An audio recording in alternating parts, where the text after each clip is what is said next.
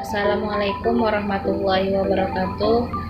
Alhamdulillahirabbil alamin. Assalatu wassalamu ala asyrofil anbiya'i wal mursalin wa ala alihi washabihi ajmain.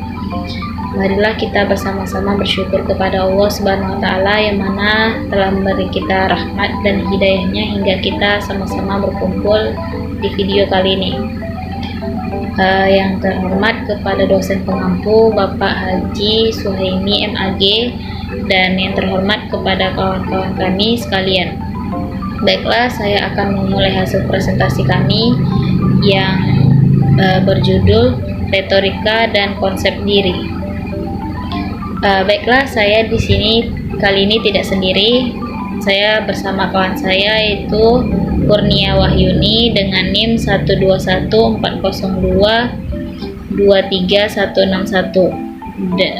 dan Muhammad Yusri bin Ismail dengan NIM 12140215046 dan saya sendiri Tahlia Putri dengan NIM 12140220494.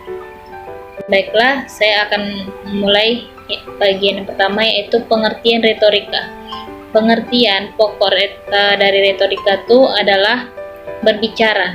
Berbicara berarti mengucapkan kata atau kalimat kepada seseorang atau sekelompok orang untuk mencapai suatu tujuan tertentu. Memberikan informasi atau memberikan motivasi. Berbicara adalah salah satu kemampuan khusus pada manusia. Berikut disampaikan uraian mengenai retorika, diantaranya arti retorika.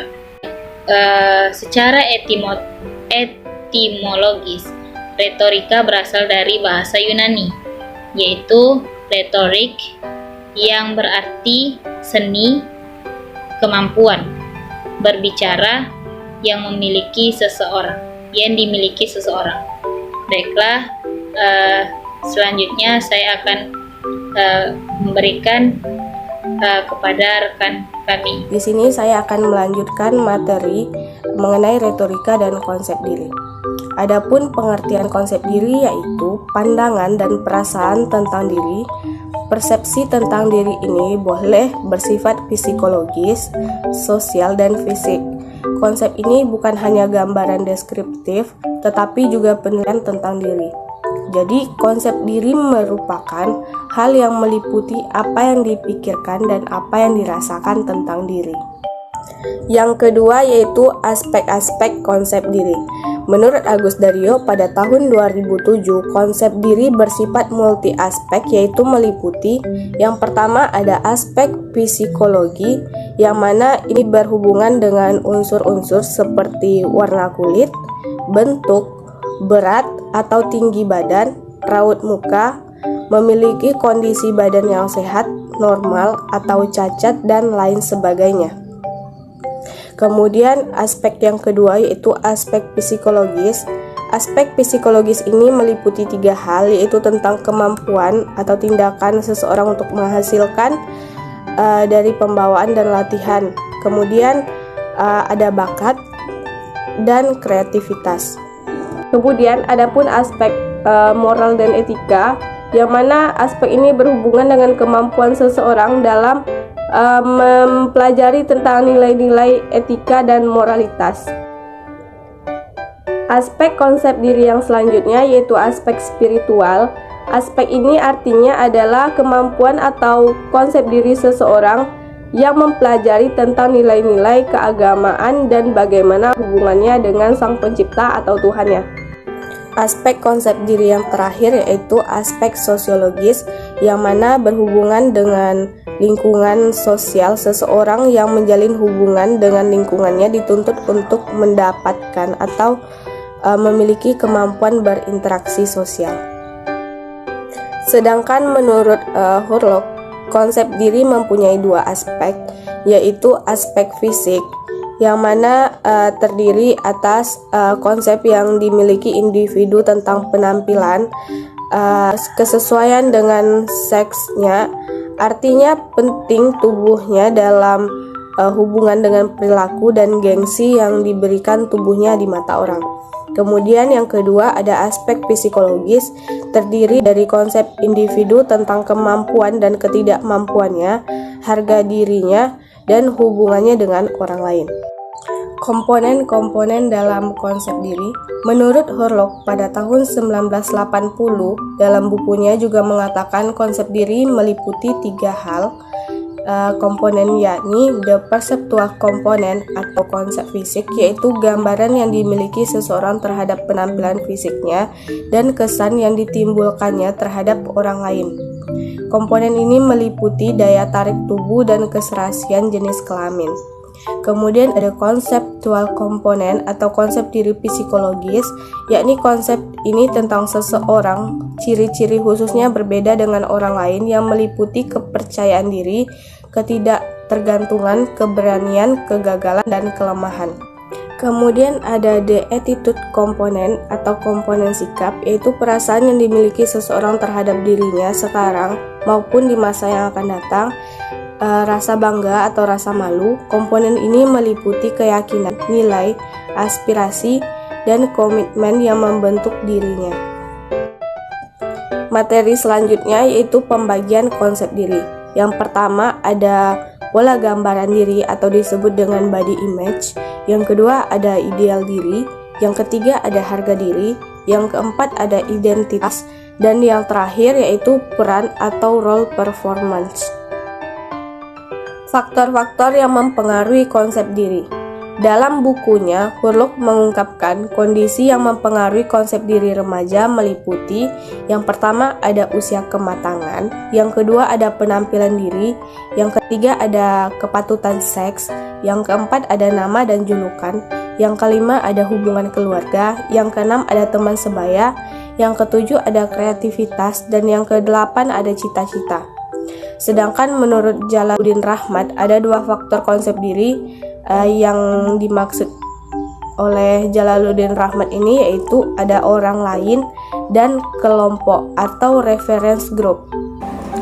Baiklah, saya akan menyambung materi selanjutnya ataupun materi terakhir daripada makalah retorika dan konsep diri ini, yaitu pengaruh konsep diri terhadap komunikasi interpersonal dan juga konsep Islam terhadap konsep diri. Saya akan terangkan satu persatu poin-poin yang telah diterangkan tadi. Yang pertama, nubuat yang dipenuhi sendiri. Apa yang dimaksudkan nubuat yang dipenuhi sendiri? Yaitu konsep diri yang merupakan faktor yang sangat penting menentukan dalam komunikasi interpersonal. Karena setiap orang bertingkah laku sebaik mungkin sesuai dengan sikap dirinya. Kecenderungan untuk bertingkah laku sesuai dengan konsep diri disebut sebagai nubuat yang dipenuhi sendiri. Bila Anda berfikir Anda bodoh, Anda akan benar-benar menjadi orang bodoh. Bila Anda memikirkan diri Anda memiliki kemampuan untuk mengatasi persoalan, maka persoalan apapun yang Anda hadapi pada akhirnya dapat diatasi. Maksudnya, bila kita merasa diri kita mempunyai keyakinan diri yang tinggi, self-confidence yang tinggi, kita akan dapat membantu diri kita sendiri.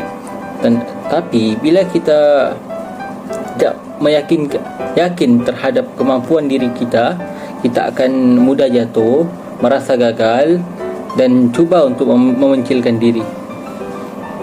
Selanjutnya, membuka diri. Poin nomor 2. Apa yang dimaksudkan dengan membuka diri? Yaitu pengetahuan tentang diri akan meningkatkan komunikasi. Bila kita mempunyai pengetahuan tentang diri, komunikasi kita akan meningkat.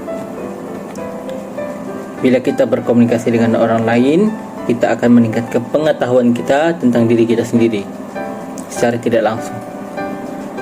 Dengan membuka diri, konsep diri menjadi lebih dekat pada diri kita.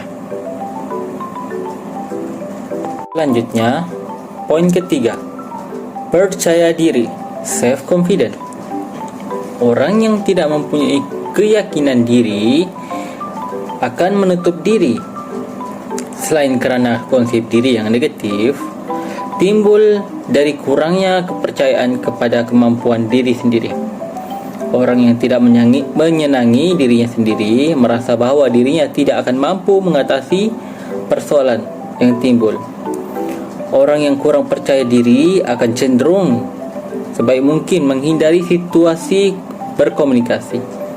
Ia takut orang lain akan mengejeknya, akan menyalahkannya.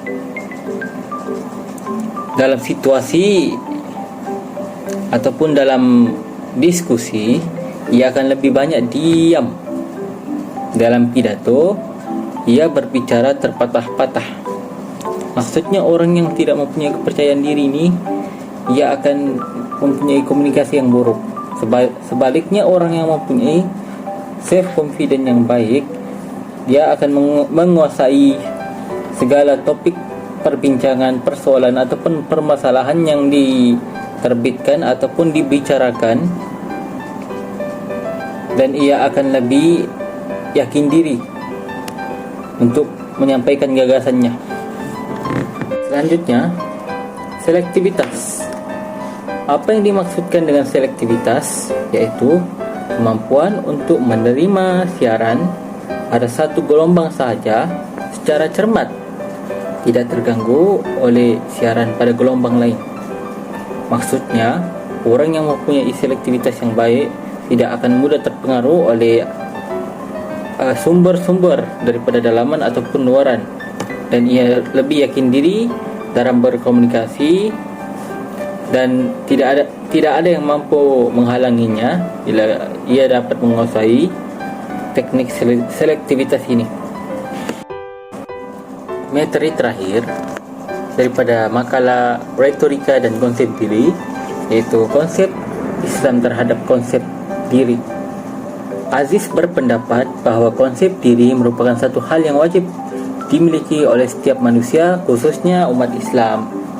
Dengan konsep diri yang baik, maka individu akan mengenal dirinya dengan baik.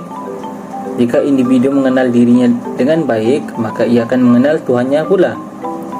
Bagaimana firman Allah Subhanahu wa taala dalam Ar-Raf 172 yang artinya, dan ingatlah ketika Tuhanmu mengeluarkan keturunan anak-anak Adam daripada sulbi, dan Allah mengambil kesaksian terhadap jiwa mereka seraya berfirman, bukankah aku ini Tuhanmu?